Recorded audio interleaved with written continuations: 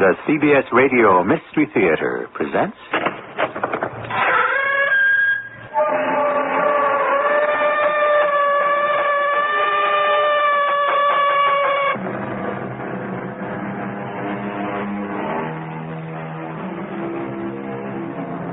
Come in. Welcome. I'm E.G. Marshall. Did you happen to come across an item in the paper recently that read, Underground Nuclear Test Held, Yucca Flat, Nevada? United States scientists detonated an underground nuclear device today that was barely felt away from this Nevada test site. Spokesman for the Energy Research and Development Administration said that the test was a success and that no radiation had leaked into the atmosphere. I tell you this because that's not the whole story. That blast set off a series of reactions, incredible reactions, about which you'll be hearing more in a moment.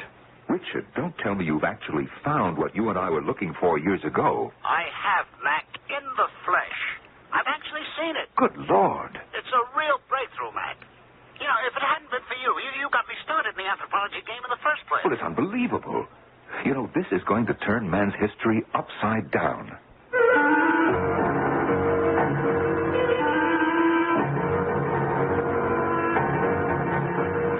Our mystery drama, Yesterday's Giant, was written especially for the Mystery Theater by G. Frederick Lewis and stars Norman Rose. It is sponsored in part by Buick Motor Division. I'll be back shortly with Act One.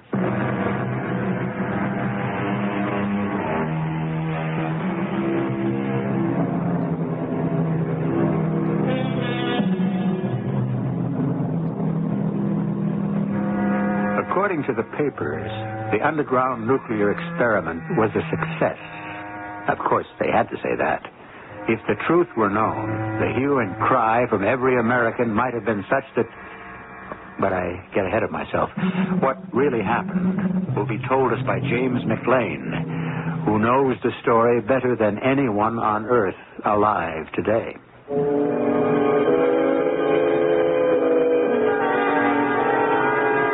I'm James McLean, explorer, naturalist, sometime geologist and anthropologist, and author. Also an advisor on seismology to Nevada University. I suppose I wouldn't have gotten into this if it hadn't been for the unfortunate scandal of the Utah Man, about which I may go into later. But I want this part of my life known because it proved to me when it comes to choosing between being a true scientist, hungry for knowledge, or someone else hungry for money, I did make the choice. It all began with that telephone call. Hello, McLean here. Mac, this is Richard. Richard Gidding. Hey, Richard. Sure is nice to hear your voice after all these years. Mac, how you doing down there in Yucca Flats? Oh, so. Not too exciting. Well, congratulations on the book. It's tremendous. The title's just great. Life and Times of Early Man. It's got a great cover illustration. Did you get past the cover? You're kidding. I read it straight through. It's tremendous. Well, I'm pleased, Richard. 6 years went into it. Listen, how did you know I was here? Oh, I keep all my old address books, even the ones 10 years old. So I just chanced it and called. Say, Mac, you still buddy-buddy with those energy research boys at the flats? Yeah, I do some seismological research for them from time to time. Good. Are you, very busy these days? Well, I don't have to tell you what it's like being a freelance. An awful lot of time can go by with no money coming in. So you're not working steady, huh? Yeah. You remember that Utah Man business? It didn't help me. Well, of course I remember, but that wasn't your fault. Anyway, it's got nothing to do with you being the best in your field. That book of yours sure proves it. How's it selling? That's the old Richard, all right. Always an interest in the financial return, huh? Well, I'm not ashamed of that. Anthropologists eat like everyone else. Richard, what's on your mind? You didn't call me just to congratulate me. No, I didn't. Have you got a university full-time job to offer me? Better than that, Mac. I'm going to offer you a partnership in something worth millions. What? It's tremendous. No. Don't say no. Don't say yes. Don't say maybe. Hear me out. I've located what I believe is the greatest anthropological discovery of the age. What you and I suspected 10 years ago. Now, wait a minute. I can't believe it. You got a car? Yeah, I have. Good. Listen, you leave tomorrow morning. How long does it take you from where you are up to, say, Carson City? Oh, about 18 hours. Is that where you are? From Carson City, head over to Fernley, then north on 34, past Pyramid Lake, take a right on 49. Richard, don't tell me you're back in our old town of Sulphur. I sure am. Same old boarding house, Mrs. West. Will you start in the morning? Mac, this is what we were looking for 10 years ago. Tremendous. I've seen it with my own eyes. It's alive, Mac. What? You heard me right. Alive. Good Lord. I had to let you in on it. If it hadn't been for you, Mac, well, you got me into the anthropology game. Richard, I did understand you right. Yep. A living specimen of prehistoric man. So you just get up here as fast as your wheels will take you. I couldn't leave till a day later at sunup. Since that phone call, my mind was filled with what Richard had said. The dream of science for 1,000 years. I remembered the two of us, years ago, smitten by the great Huxley, searching for any evidence of prehistoric man in northern Nevada. Well, I went to Utah and did find a skull they called the Utah Man, and that was something that I'd like to forget. Hey, Mac, you're looking tremendous, buddy. Welcome to old Mrs. West. What kept you? You're not married or anything, are you? No. Took a little time to get my gear together. Well, I'm glad to hear it.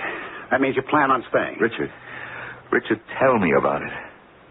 Just I found a live, prehistoric Neanderthal specimen.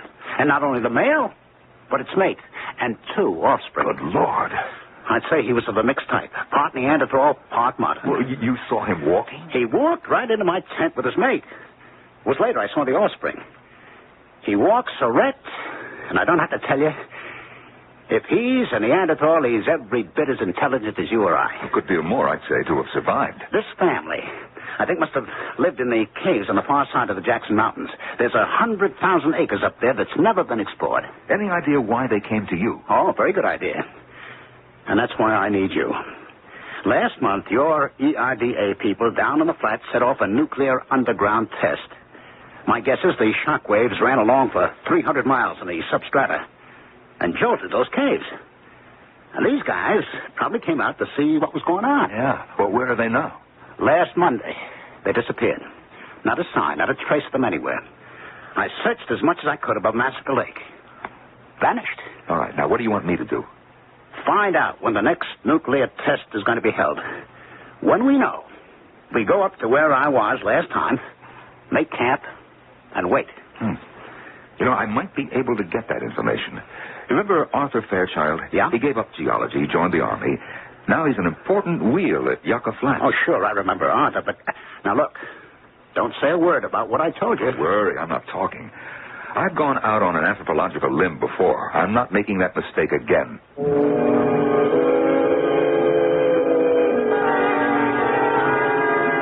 I left what I'd brought up with Richard and shot down to Yucca Flats as fast as I could. Since I've done some observations for the ERDA, it was no problem to get to see my friend, Captain Arthur Fairchild. Mac, I appreciate the seismic report you're handing me. But on someone else's say-so? No instrument readings? I don't know. Richard Gidding is as reliable as they come. If he tells me he observed shock waves that far north, why should I disbelieve him? As far north as the Jackson Mountains? Mac, this is our second year with these tests. We've never had a report on effect to surrounding terrain. Well, maybe the seams are giving way. We know there's a fault that runs north diagonally from here. Anyway, Mac, what difference does it make? I mean, if you like, we'll give you the instruments and you can go up and record. What do you mean, if I like? I put it badly. Of course, anything to add up to our store of information, we naturally appreciate. Okay, agreed.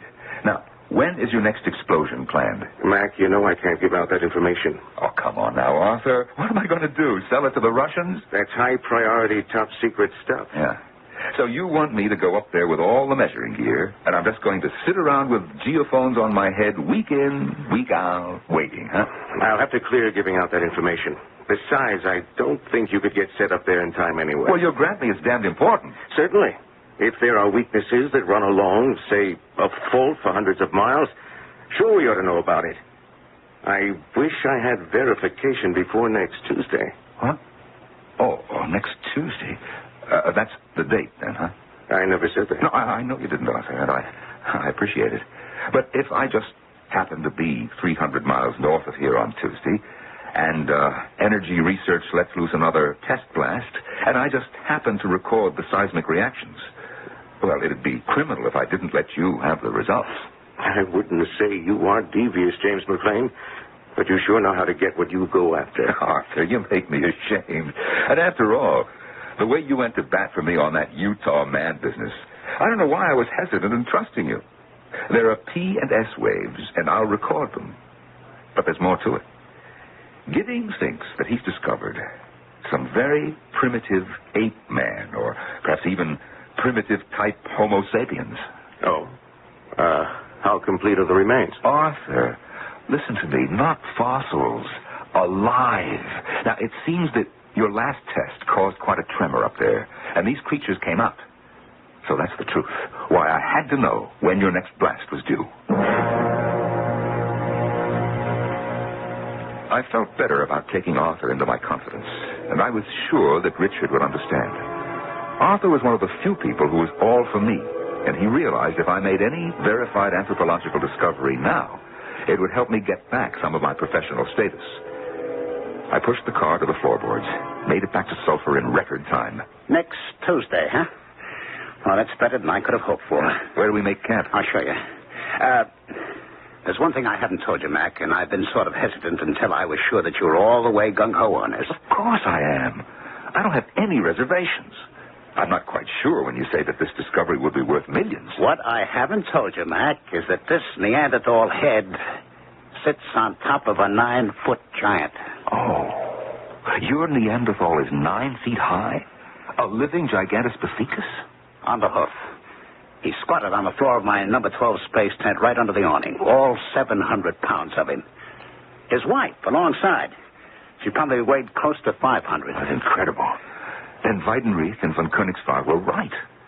But to find them here, living, not just some enormous molars and skull fragments as they did in China and Java. My idea, Mac, is when that Tuesday test explosion goes off, we carry on like ordinary campers, keep our eyes peeled and cameras ready. I'm setting up 2 cameras with Tri-X film, one in a tree and the other in the tent. Once triggered, they'll automatically shoot an entire magazine load of pictures. I brought a camera, too. Listen, have you been communicating with your Neanderthal giant? That's going to be your department. You wrote the book. Well, I can have a go at it. But trying to become acquainted with any untamed, uncivilized specimen is risky. He was very quiet and peaceful when he dropped in. So was his wife. I gave them food. They let me follow them back to where their offspring were. 2 7-foot offspring. You know, there's no guarantee. They may take it into their heads that I'm an enemy. That's what this is for. A revolver? With special bullets. What they use to tame elephant bulls. Knock them out. Shoots a tranquilizing drug. There's no need to tranquilize them out. Just run. Can't have them doped up. We want to make careful notes, observe them, study them. That isn't exactly my idea, Mac. What? I'm going to capture this prehistoric man and his family alive and exhibit them.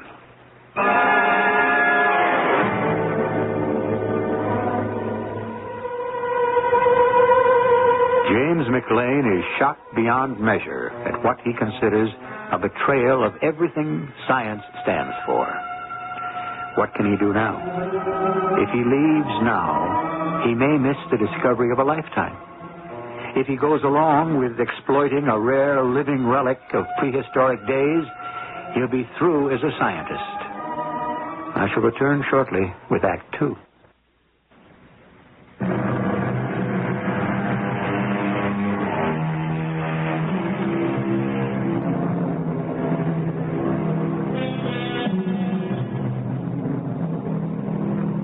Sometimes man will move in one scientific direction and quite unexpectedly, something quite unforeseen will result.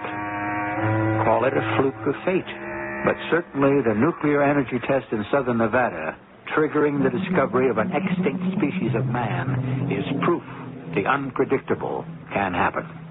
To say nothing of the pairing off of 2 men of totally different values.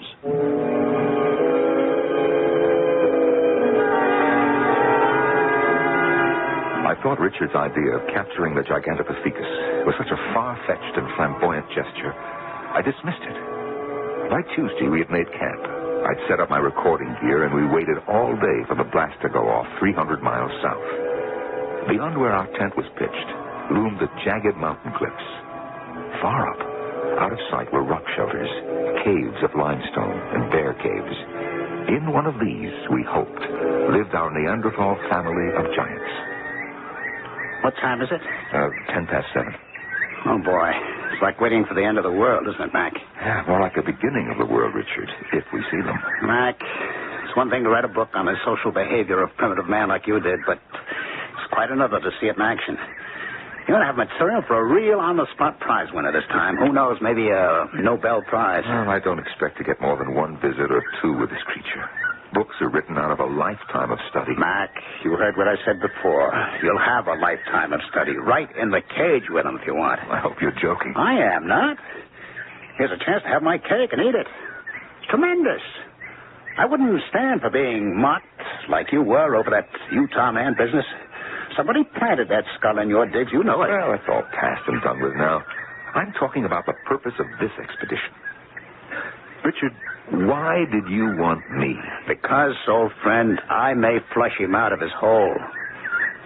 But you're going to tame him. Wow. There she goes, the nuclear test. They've done it. We're going to be rich.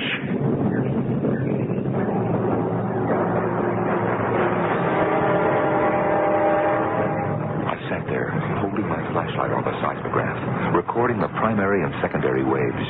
I figured the P waves were traveling from the flats at 7 miles a second, and the S waves at about half that. We were also getting some Rayleigh waves, which have the capability of traveling around the world half a dozen times before dying out. It was as though an earthquake had hit, about 4 on the Richter scale. The ground lurched. Rocks came spinning off the cliffs. The seismic waves were causing a great deal of slumping and compaction where we'd pitched camp. In 5 minutes, it was over. That was twice as bad a reaction as the last one. It sure should have done it. Done what? Stirred up our Neanderthal friends. They ought to be coming down here. You glad you came back? Well, we all have our reasons and responsibilities. What do you mean by that? The Earth shock gave me a record, and that's one of the reasons I came. Perhaps it's also given you what you want. That's fine. More power to you. To both of us, no? As soon as the giant Neanderthal shows up. I will not be here, Richard. You won't be here? What do you mean? Just what I say. As soon as it's light, I'm packing up and going. Tomorrow morning? You can't go now. Oh, yes, I can. I don't belong here. What are you talking about, Mac? I need you. Richard, you're planning to take this creature, whatever he may be, and put him on exhibit.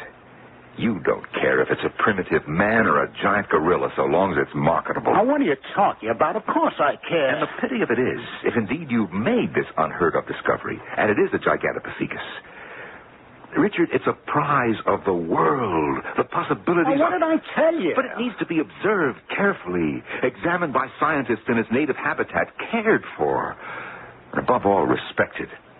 Well, who says he won't be? I know what the possibilities are. They're tremendous. I'm not going to exhibit this guy in a carnival circus atmosphere. What do you think I am?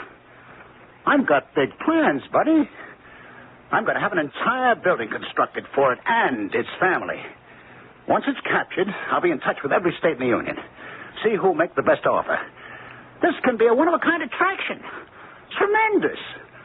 A 200,000-year-old fellow for the year 2000. I'll have engineers come up here, the best there are. Get pictures from every angle.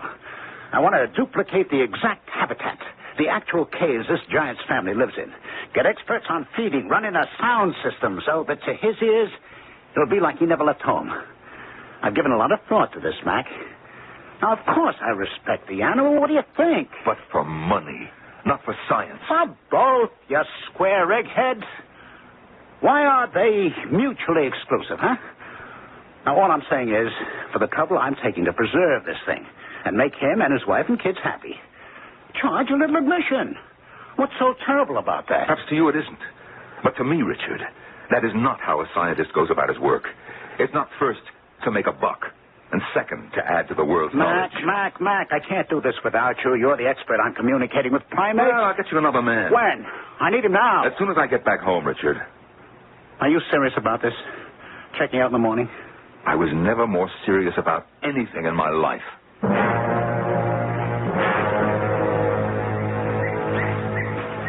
Wake up, Mac. Time to get up. Oh, wow. I slept later than I thought. What time is it? It's almost 6. If you're going, get going. I don't understand why you're so sore about this. I mean, Richard, we're just two different people with two different ideals, that's all. You got your stuff back? Yeah, most of it. While you're getting your duds, I'll stow your equipment in the car. Hey, wait a minute. Wait a minute. What's your rush? Last night you were begging me to stay. I don't want to get in the way of your ideals, Mac. Besides, I want to get started, hike you up to where I think the Gigantopithecus holds up. So before I leave, I'd just like to give you a hand before you go. Now, wait a minute. How about a cup of coffee for the road? There's a diner in Sulphur that'll be happy to serve you. Did you say that you were on your way to the Neanderthals' cave? I'm not going to hang around here waiting for him to visit. If that explosion worked, he may be out there having a look around. Yeah.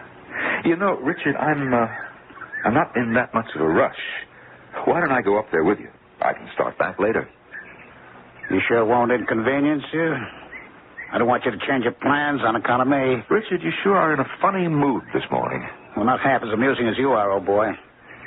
Last night, I was the sinful Neanderthal flesh peddler, the untouchable, the unscientific Mr. Big Bucks. This morning, please, can I come along and see? I'm curious. I don't deny that. Good Lord, any scientist worth his salt would have his tongue hanging out if what you say is up there. Is up there.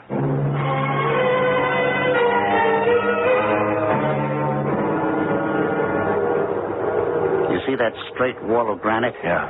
Well, I figure somewhere up in there must be their cave. Around the side is a big shelf like a ledge covered with bushes and trees. That may be their way in and out. I never got up that far last time. Where did you see them the last time? Right here. Where we are standing. This is where Mr. Big led me. His mate behind him. And over there were the two younger ones, sunning themselves. Wait a minute. You were hoping the explosion had an effect.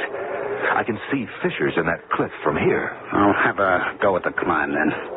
But I'll need both hands to hold on, so would you take my gun and wait here? Where's that knapsack of fruit? Here, take it.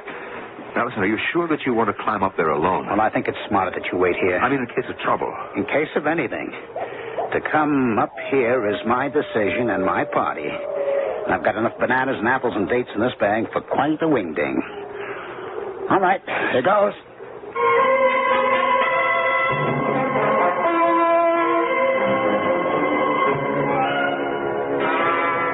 Richard! It's clouding over, Richard! Looks like a storm coming up. Did you see anything yet?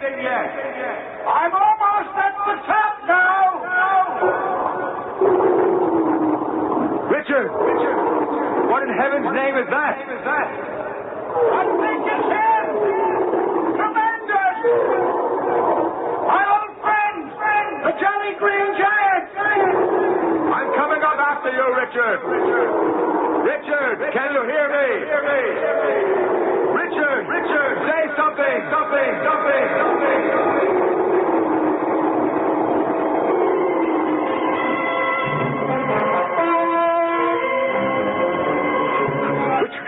Richard! Mac, be quiet. Are you all right? Why didn't you answer me? Get down. Is that with the Gigantopithecus? I heard him all right. Oh, yeah. He's got some voice. You think we're safe here? It depends where he is. If this is a prehistoric creature, his sense of smell is highly developed. Hey, wait a minute, I have a thought. If you want to make friends, do what you did last time. Take all the fruit out of your knapsack and line it up on the ground here. If he gets a sniff, it's possible he'll come forward to take it. The way I'm going to work it is, when he reaches for the fruit, I come out friendly-like. He knows me, you know. And then, pow, I give him a shot of the tranquilizer, and he's out. Yeah, but what do you do about the rest of the family? If they come looking for Daddy? I haven't thought that through. I could put them to sleep, too. Richard, You have got a couple of 1,000 pounds of gargantuan flesh up on this plateau. How do you aim to get them to civilization? You haven't thought that through either. Look, don't do it. Let's observe. Merely observe, okay? I got a few more things to work out, yeah. My problem has been I didn't want anyone else to know about this, but, I'll need trucks, I'll need cranes, who knows what. Don't think about capture. It's unrealistic, and you might get hurt in the bargain. Now, look, I brought my camera. Let's you and me just sit here and wait. No, you can wait if you want. Now that I know he's here, I'm going back down to get organized. I got to work something out with some road builders. First we build a road, and then we can get a big moving van up to the plateau. Richard, you're absolutely crazy. Don't think of it. Don't start something you'll regret. Mac, the only regret I have is that I didn't think of all this sooner. All right, I'll see you. Richard, come back. Richard! Help, Mac! He's got his arm around me! He's touching me! Mac, use the gun! I can't find it! Mac, he's dragging me with him! He's help! For that fleeting instant before the creature disappeared, I realized it was true. It was one of the giant species of Neanderthal, well over 9 feet tall. I watched as it took Richard inside its cave and rolled a huge slab of stone across the entrance. Now was the time to put to practical use my theoretical knowledge of how to communicate with the primitive brain. One thing was certain. If I wanted to get Richard out of that cave, I'd have to go in after him and get him.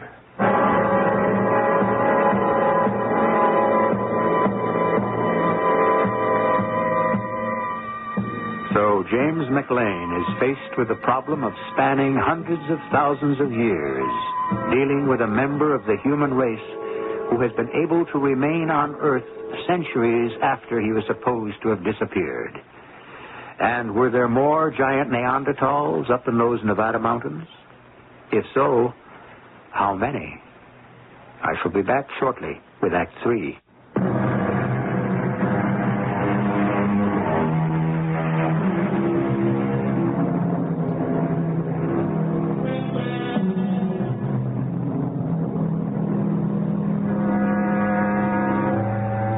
In the northern part of Nevada, the largely unexplored mountains are rocked by seismic shock. A giant humanoid, resembling a Neanderthal man, had taken a modern man captive. Anthropologist James McLean is faced with the problem of rescue.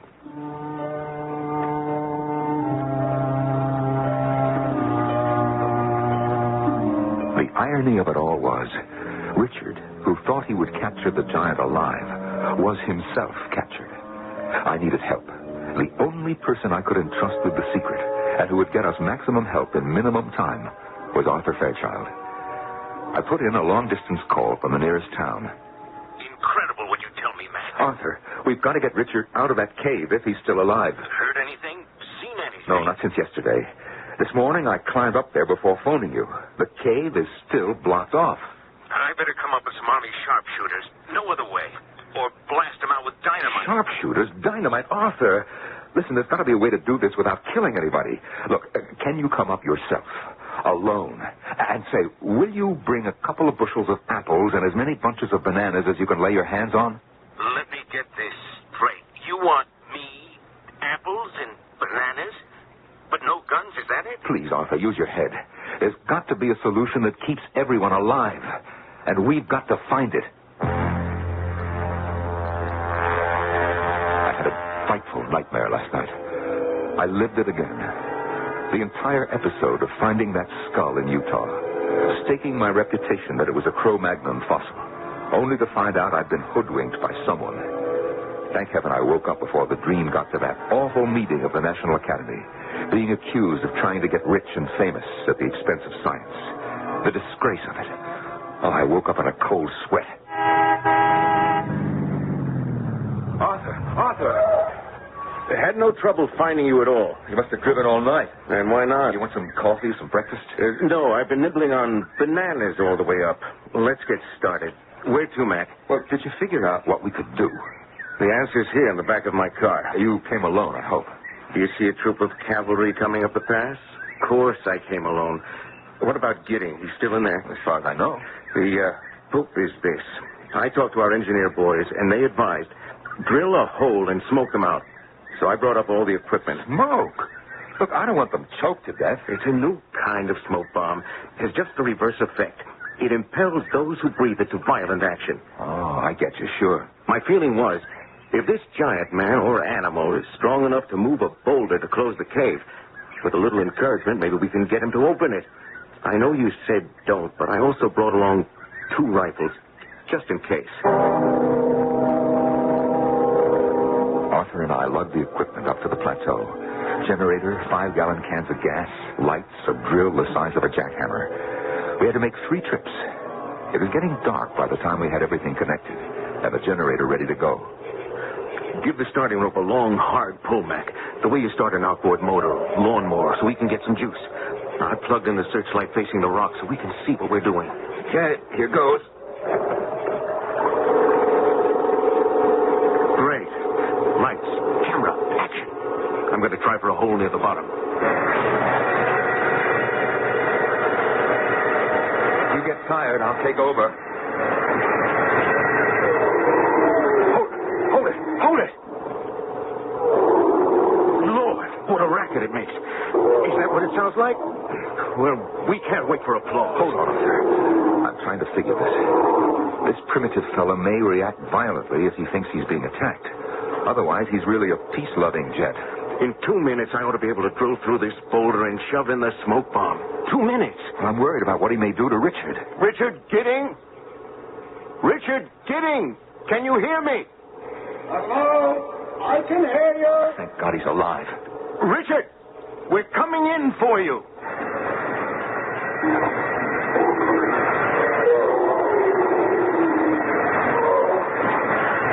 It's going through like butter. It won't be long. Hey! Arthur, stop the drill. Richard! Richard, are you okay? All right. The jelly jet hasn't touched me, but it just took off with the whole family. What do you mean, took off? It's on. There are passages back of the cave here, right through to the mountains. Oh, that's bad luck. He's gone. And we were counting on getting the Gigantopithecus so riled up with your smoke bomb, he'd push the boulder away. Now, how do we get Richard out?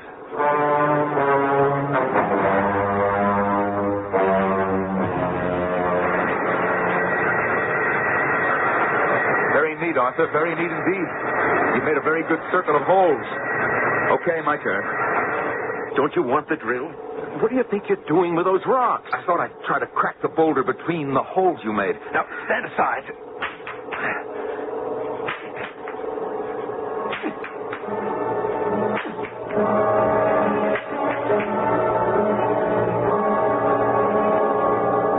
Mac, no way.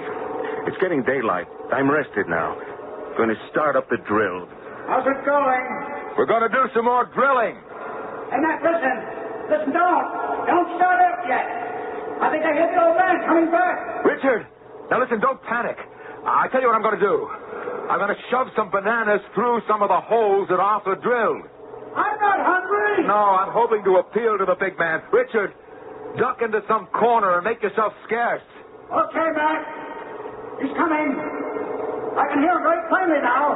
8 holes. That makes 8 bananas. I hope this works. Now we'll take the apples you brought, Arthur, and the rest of the bananas and spread them in a circle in front of the cave. There. That's right. That's nice. You think that Neanderthal giant is going to open the cave and sit down with us for a meal? I wouldn't be surprised. I think I'd have a bigger appetite if I climbed up this tree. Do you mind? Arthur, trust me. Eating is second nature to every living creature. It's rare indeed that any living thing is attacked while eating. Now, let's give it a try. We'll never get a chance like this again. Okay, you're the expert. Pass me an apple, will you? I knew I had to communicate with the giant creature. Reassure it we meant no harm. Zaborowski and Houghton both agreed that Neanderthal was capable of articulate speech. Now, all the speculations, inferences, and theories would have to give way to the real thing, actual practice. I would have to reason with the Gigantopithecus, using my language to reach his understanding. The big boulder in front is moving. He's pushing. There, What did I tell you? He's coming out to get some more food. Great God in heaven. Will you look at the size of it? Look at that head. Those hands. Hello, old man. Brought you some bananas and apples. Help yourself. Sure, take two. Take as many as you want. I can't believe my eyes. It's sitting down with us. I'll tell you something, old man. All my life, I dreamed of going back in time to meet you. Yes. And I didn't have to do it. You came out of time to meet me. You know, I think he's really enjoying himself. Arthur, get up slowly, very slowly, and go to where we put the duffels. Now, in the one with the green stripe is my loaded camera. Will you bring it to me? Sure. What's he doing? He's getting up and taking a handful of fruit back to his family in the cave. Richard! Richard! When the old man's with his family, all the way inside, you come out. Okay, I get you. Here's your camera, Mac. Now, I'm glad to get out of that cave. Hey, Richard, are you all right? Nothing broken, huh? I was more scared than bruised, believe me. Yeah, listen, you remember Arthur Fairchild as Richard Giddings. Oh, yes. Arthur was the man behind the drill. Well, I saw the big man go for those bananas. That's tremendous. Yeah, now, in a minute or two, I expect the whole Neanderthal family will be out. Now, look, there may be other families. Who knows how far the caves go? You know, the more I think about it, the more I believe Washington ought to set up some kind of special preserve here. Wait a minute. Why cut Washington in on this? Like a wildlife preserve. Is that what you mean? Well, isn't that what this would be, really? Here they come. Is that the mother? Yeah. That must be her two sons. It's a nice family group. Now, watch the birdie. Excellent. One more shot. Now, if Mac can get them all to say cheese, we'll have a family of Neanderthals, all smiling. When we ran out of film and fruit, it was time to go. The giant Neanderthals returned to their cave. The sun was high now. We were pretty tired. We'd been up most of the night. We carted the gear down, hand over hand, down the side of the cliff. And then one last climb up to the plateau to make sure that nothing was forgotten. Arthur, where's Richard? I was going to ask you. He's not down below. Richard! Hey, Richard! That's strange. Where could he have gotten to? Isn't that him?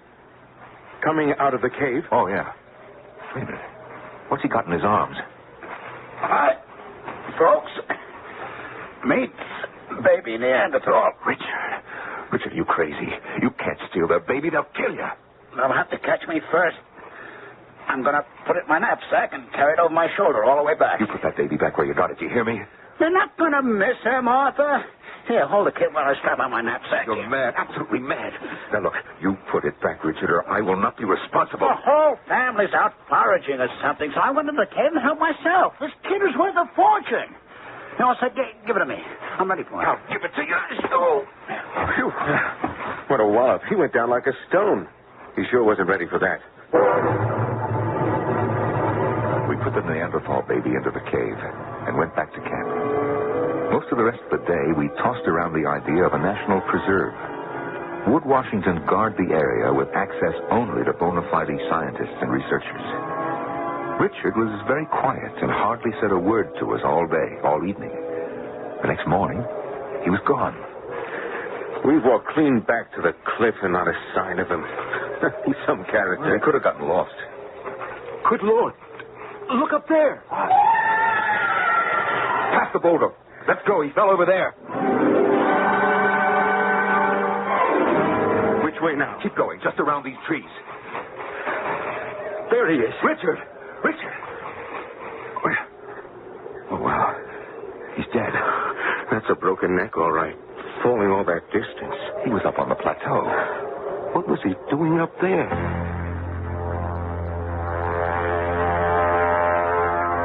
Was Richard trying once more to kidnap a Neanderthal infant that had gotten caught? Did he try to make a run for it? Escape back down the cliff, lose his grip, and fall? Or was he pushed? We never found out.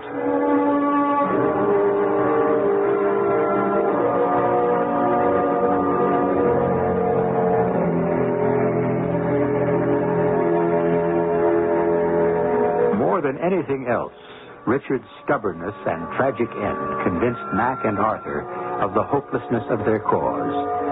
Even if Washington agreed to a guarded national preserve, there would always be a Richard, someone who didn't really care and who'd do anything to exploit these ancient giants. So, our two friends decided to keep what they had seen a secret, and that they would never divulge to anyone the road to yesterday's giants. I'll be back shortly.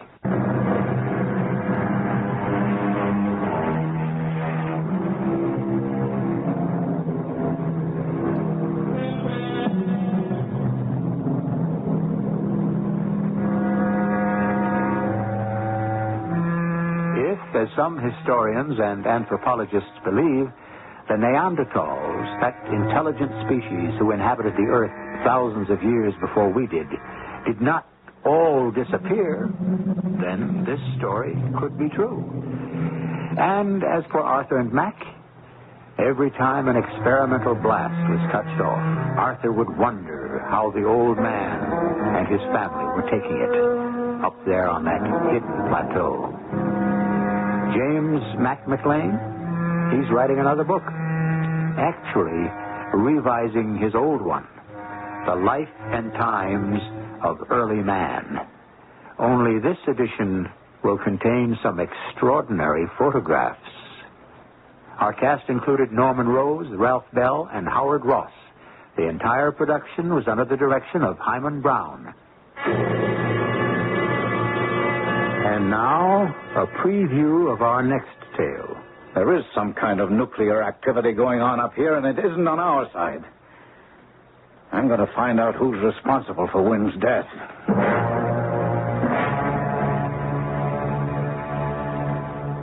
What did Ottawa say? Well, they had a little surprise for me. Before I was able to finish telling them my suspicions, they brought me up to date on the latest international developments. It seems that Russia has already charged the United States with the same thing, nuclear occupation of the Arctic. Oh, that's crazy. It's obviously a preemptive move on their part to divert suspicion from them. Oh, I don't know. They've lost a couple of ships and a plane in the same mysterious way that Wynn vanished. Joe, some strange force is causing the polar ice cap to melt. And if we can't stop it, the results will be catastrophic. This is E.G. Marshall inviting you to return to our Mystery Theater for another adventure in the macabre. Until next time, pleasant dreams.